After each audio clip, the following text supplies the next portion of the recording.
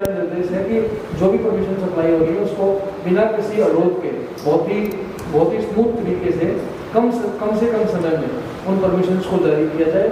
लेकिन उसमें ये देख लिया जाए कि कोई चीज़ नई परंपरा जो है कहीं पे वो प्रारंभ ना हो। तो ये एक ध्यान रखे, और बाकी चीज़ जो है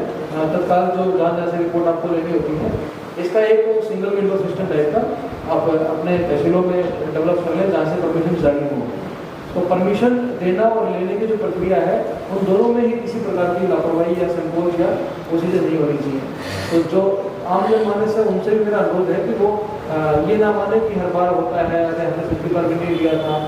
देखिए होता क्या है, त्यौहार रजिस्टर में वो एंट्री हो जाती है और वो परमिशन में रिकॉर्ड में आ जाती हैं, तो सारी बातें जो हैं वो विधिवत उनका समाधान, उनकी ड्यूटियाँ कहाँ लगनी है। अब आपने मान लो कहीं किसी गांव में कोई कार्यक्रम आप करा रहे, परमिशन आपने अप्लाई नहीं किया, तो प्रशासन को जो है वो कैसे पता लगेगा कि यहाँ पर मुझे क्या व्यवस्था करनी है, मुझे कितने सिपाही भेजने हैं, कितना मुझे विद्युत विभाग की टीम को भेजना है, या पंडाल अगर लगा है तो फायर टीम को ही बोलना है। तो परमिशन जो है ये भी एक काम करती है कि हमारे पास सूचना आ जाती है एक ही जगह पे कि हमारी तैयारियों में हमें क्या क्या कहाँ ड्यूटीज लगानी है। तो ये इस प्रकार का ध्यान में रहे। और आज की जो प्रेस ब्रीफ जाए उसमें हेडिंग जो है मेन इसी बात के ऊपर एक वन ऑफ द हाईलाइट ये भी रहना चाहिए कि जो भी आयोजक हैं जो कार्यक्रम करना चाहते हैं आगामी त्योहारों में, वो परमिशंस जो है सर में अप्लाई करें। लास्ट मोमेंट के लिए वेट ना करें कि हम फिर जाएंगे, फिर इनका फोन कराएंगे, हम डीएम साहब से मिल लेंगे, हम कप्तान साहब से मिल लेंगे, ऐसा नहीं होता है। अगर आप समय से देंगे तो प्रशासन को भी उस पर काम करने में समय चाहिए होता है बेसिक, तो उतना ध्यान सभी लोग रखेंगे तो किसी के लिए कोई चिंता की बात नहीं होगी। दूसरी बात जो है, जितने हमारे डिपार्टमेंट्स हैं यहाँ पे, नगर पालिका, नगर पंचायतें हैं, हमारा PWD यहाँ पे है, विद्युत विभाग यहाँ पे है, इन सब से मेरा ये विशेष अनुरोध है कि आप अपना कार्य योजना भी अपनी बनाएं। जैसे आप विद्युत विभाग जो है जितने भी रूट है उसका रूट चार्ट लेके और आप अपना एक माइक्रो प्लान बनाएं कि कहाँ पे आपने किस की लाइन में ड्यूटी लगाई है, कौन आदमी कहाँ पे रहेगा, कोई बात होगी तो कैसे अटेंड की जाएगी। तो ये ऐसा मत सोचिए कि केवल मजिस्ट्रेट ड्यूटी और पुलिस ड्यूटी लग गई तो आपका काम हो गया। मैं चाहूँगा कि इसमें सारे SDMs जो भी हमारे महत्वपूर्ण विभाग हैं उन सब के माइक्रो प्लान ड्यूटीज कौन सी कहाँ पे लगी हैं ये भी इनसे आप लेंगे, ठीक है। आप अक्सर मजिस्ट्रेट ड्यूटी और पुलिस ड्यूटी का ही डाटा रहता है आपके पास में, लेकिन अब विद्युत विभाग की ड्यूटी, नगर पालिका, नगर पंचायतों के CDO साहब जो है, जो हमारे ग्रामीण क्षेत्र हैं उनमें ड्यूटीज कहाँ पे किसकी लगी है, ठीक है। और ड्यूटी का मतलब ये नहीं कि साथ साथ जुलूस के घूमना है, भाई विद्युत विभाग का काम है तो विद्युत विभाग के संबंध में वो ड्यूटी लगाएगा।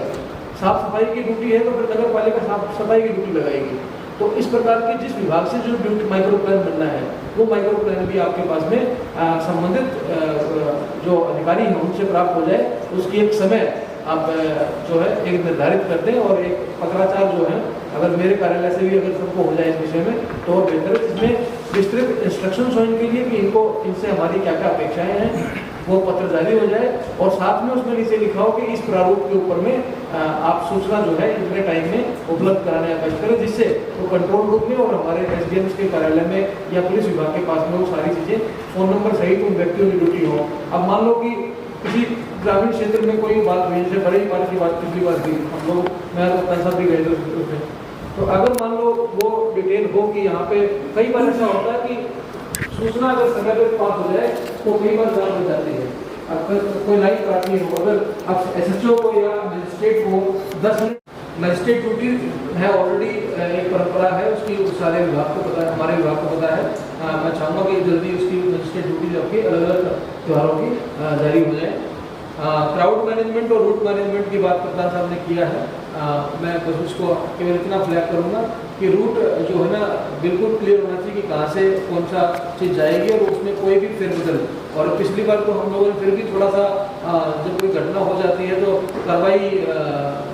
में हम आयोजकों को कई बार छोड़ देते हैं, लेकिन हम इस बार ये सुनिश्चित करेंगे कि अगर किसी ने रूट चेंज किया और कोई घटना हो ना हो तब भी हम उसका संज्ञान लेके एक रिपोर्ट लेंगे कि कहाँ पे जो है जो निर्धारण था रूट का उससे बदलाव किया गया है। तो जैसी स्थिति होगी, अगर कोई घटना होगी तो FIR की जाएगी, अगर कोई घटना नहीं होगी तब भी उसको हम संज्ञान लेके अगली बार के लिए परमिशन निरस्त करने का काम भी उसमें कर सकते हैं। तो ये चीज़ें हमें ध्यान देने की जरूरत है।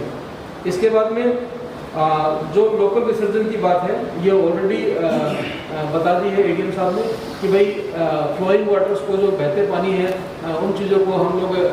पोल्यूशन भी हमें ध्यान रखना है कि हमारे आसपास जो नदियां हैं, जो पोखरे हैं, उनके अंदर जो है पोल्यूशन भी हम ना करें। श्रद्धा और आस्था हमारी बनी रहे, ये भी हमारा जिम्मेदारी है। तो इसमें जो व्यवस्थाएं की जाती हैं विसर्जन की, वो एक अच्छा विकल्प होता है। और बाद में फिर संबंधित नगर पालिका या ग्राम पंचायत उसकी साफ सफाई अगर सह समय नहीं कराएगी तब भी दिक्कत है। तो इसलिए सभी को ये निर्देश भी चले जाएँ कि सह समय उनकी साफ सफाई कर लिया जाए, जिससे कि रेस्टोर जो है पोस्ट फेस्टिवल जो होता है, किसी भी त्यौहार के बाद की जो स्थिति है, वो सामान्य जितना जल्दी होगी उतना ही हमारे लिए, सबके लिए अच्छा रहता है।